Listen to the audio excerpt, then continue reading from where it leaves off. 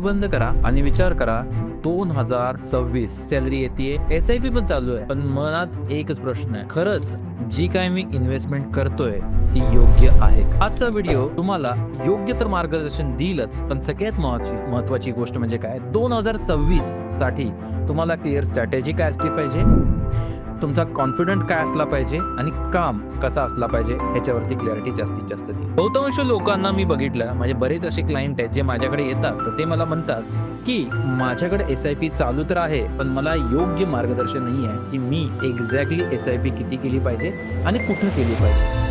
कारण इथं तुमची सॅलरी किती आहे हे न पाहता फ्रीड तुमचे फ्रेंड्स, यूट्यूब इन्फ्लुएन्सर किंवा अशा काही एजंट तुम्हाला सांगतात की तुम्ही SIP करा, आणि सगळ्यात महत्वाचं की रिअल म्युच्युअल फंड किंवा रँडम म्युच्युअल फंड आपण घेतो.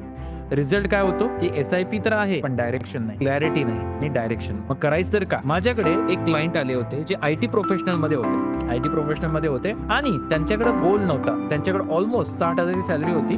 त्यांची SIP तर चालू होती 6 फंड मध्ये, पण त्यांना क्लॅरिटी नव्हती की एक्झॅक्टली हा फंड मला लागणार कशासाठी, माझ्या गोलसाठी लागणार आहे का कशासाठी लागणार आहे. मी फक्त एकच प्रश्न विचारला की तुम्ही ही SIP नक्की का चालू. सो तेव्हा मला हे कळालं की प्रॉब्लेम फंड्स नाही, प्रॉब्लेम हा आहे की त्यांचं प्लॅनिंग नाही. एक्झॅक्टली प्लॅनिंग किती असलं पाहिजे, काय असलं पाहिजे ह्याची क्लॅरिटी नाही. आता आपण 2026 मध्ये ज्यावेळी प्लॅन करतोय तर ह्याला आपण टप्प्याटप्प्यानं बघू.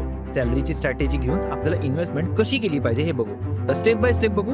जर तुमची सॅलरी 25 ते 40 हजाराच्या मध्ये आहे तर या रेंजमध्ये तुमचा फर्स्ट गोल असला पाहिजे डिसिप्लिन अँड हॅबिट. कारण ह्या पिरियडमध्ये जास्तीत जास्त तुमचे खर्च होतात. कदाचित लोन्स घेता, तुम्ही होम लोन घेता, तर त्यासाठी तुम्हाला क्लॅरिटी असली पाहिजे, डिसिप्लिन असला पाहिजे, आणि त्यावेळी तुम्ही कदाचित फ्लेक्सी कॅप किंवा ॲग्रेसिव्ह फंडमध्ये जाऊ शकता. आणि ऑलमोस्ट तुम्हाला इन्व्हेस्टमेंट करत असताना 3,000 ते 5,000 ची SIP असणं गरजेचं आहे. आणि फोकस तुमचा रिटर्न नाही तर तुमच्या हॅबिटवर असला पाहिजे. हे खर्च जो आहे, स्पेंडिंग जी हॅबिट आहे, त्याला कंट्रोल करून त्याच्यावरती तुम्हाला काम करणं गरजेचं आहे. तुमची जर सॅलरी 40,000 ते 70,000च्या आसपास आहे तर गेम थोडासा सिरियस आहे. ह्याच्यामध्ये थोडं तुम्हाला मल्टी कॅपमध्ये जावं लागेल. लार्ज कॅप असेल, मिड कॅप असेल, मल्टी कॅप असेल, ह्याच्यामध्ये जावं लागेल. तुमची SIP जी आहे ती 5,000 पासून 15,000च्या आसपास असणं गरजेचं आहे. आणि ह्याच्यामध्ये तुम्हाला 2026 मध्ये ऑब्जेक्टिव्ह काय असलं पाहिजे की माझा येणारा कॉर्पस आहे तो कमीत कमी 15 लाखाच्या आसपास तयार करणं गरजेचं आहे.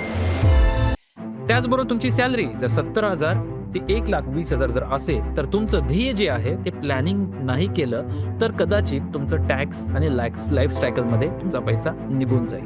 मग याच्यामध्ये तुम्हाला करणं काय गरजेचं आहे की तुम्हाला strategy multi cap, flexi cap, hybrid, Contra fund सारख्या स्ट्रॅटेजीजमध्ये आणि सगळ्यात महत्त्वाचं ELSS मध्ये तुम्ही टाकू शकता. साधारण तुम्ही या एजमध्ये ह्या सॅलरीच्या ब्रॅस्केटमध्ये 15 ते साधारण 30,000ची SIP करू शकता, जेणेकरून तुमचं रिटर्न हा फोकस नसेल, तुमचा जो सिस्टीम म्हणजे तुमचा विचार असेल सिस्टीम फॉर मिलेनियर बनवणं. हे मिलेनियर बनणं हे तुमच्या डोक्यात असेल. जर तुमची सॅलरी 1 लाखापेक्षा जास्त असेल तर इथे लोक जास्त कमवतात पण वेल्थ क्रिएट करू शकत नाहीत, वेल्थ बिल्ड करू शकत नाही. तर या ठिकाणी तुमची स्ट्रॅटेजी पूर्ण चेंज होते आणि जिथं फायनान्शियल आझादी सिस्टीम तुम्हाला मदत करते. ज्याच्यामध्ये स्ट्रॅटेजी काय असते, कोर पोर्टफोलिओ असला पाहिजे, जो पोर्टफोलिओ ऑलमोस्ट 2 ते 5 ते 7 फंड्सचा असेल, ज्याच्यामध्ये तुमच्या गोल बेसवरती हा पोर्टफोलिओ क्रिएटेड असेल. त्याचबरोबर तुमचा सॅटेलाइट माइंडसेट असला पाहिजे. माइंड आणि स्मॉल एक्सपोजर जे आहेत, मिड कॅपचे, स्मॉल कॅपचे, हे तुमचे प्रॉपर असले पाहिजे. त्याचबरोबर गोल बेस SIP असणं गरजेचं आहे की तुमच्या रिटायरमेंटचा फंड किती असला पाहिजे, मुलांच्या शिक्षणासाठी किती खर्च असला पाहिजे, त्यांच्या लग्नासाठी तुम्हाला किती पैसा लागणार आहे, मला घर जर घ्यायचं आहे त्यासाठी किती लागणार आहे, माझ्या लक्झरी लाईफसाठी मला काय काय केलं पाहिजे. ह्याची जी रेंज आहे ती ऑलमोस्ट 60-70,000 पर्यंत तुमची SIP असली पाहिजे. इव्हन 1 लाख पर्यंत तुम्ही घेऊन जाऊ शकता. तर तुमचा सगळ्यात महत्त्वाचा फोकस राहील 2026 मध्ये, आणि तो म्हणजे वेल्थ क्रिएशन करणं. आता याचबरोबर एक गोष्ट लक्षात ठेवणं गरजेचं आहे, म्युच्युअल फंड सिस्टीम किंवा म्युच्युअल फंड हा इम्पॉर्टंट नाही आहे. तुमच्या वेल्थसाठी तुमची फायनान्शियल फ्रीडमची, फायनान्शियल आझादीची स्ट्रॅटेजी काय आहे ही इम्पॉर्टंट. सॅलरी वाढते पण तुमची वेल्थ सिस्टीम किंवा सिस्टीम जर फिक्स नसेल तर तुमचं वेल्थ स्टेबल राहत नाही. सो इम्पॉर्टंट काय आहे की तुम्हाला इमॅजिन करा 2026 मध्ये तुमची SIP ऑटो मोड मध्ये आहे. पॅनिक नाही, मार्केटचं काही टेन्शन नाहीये, मार्केट वर जाऊ किंवा खालती जाऊ तुम्हाला काही टेन्शन घ्यायची गरज नाही, कारण मार्केट तुमच्यासाठी काम करायला सुरुवात झाली आहे. हे जर तुम्हाला हवं असेल तर नुसती सॅलरी महत्वाची नाहीये किंवा तुमचं इन्कम महत्वाचं नाही, तुम्हाला एक फायनान्शियल आझादी सिस्टम हवी जी तुम्हाला तुमचा फ्रीडम तर देईलच, पण सगळ्यात महत्वाचं पीसफुल रिटायरमेंट लाईफ देईल, जे तुम्हाला परत पैशासाठी काम करायची गरज नाही. तुम्ही फक्त फोकस करा तुमच्या लक्झरी लाईफसाठी आणि तुमच्या स्पेंडिंग. तर तुम्हाला सुद्धा तुमचं फायनान्शियल आझादी अचीव करायची असेल तर खालती दिलेल्या व्हॉट्सअप नंबरवरती तुम्हाला काय करायचंय तर फायनान्शियल आझादी टाकायचं, जेणेकरून आमची टीम तुम्हाला गाईड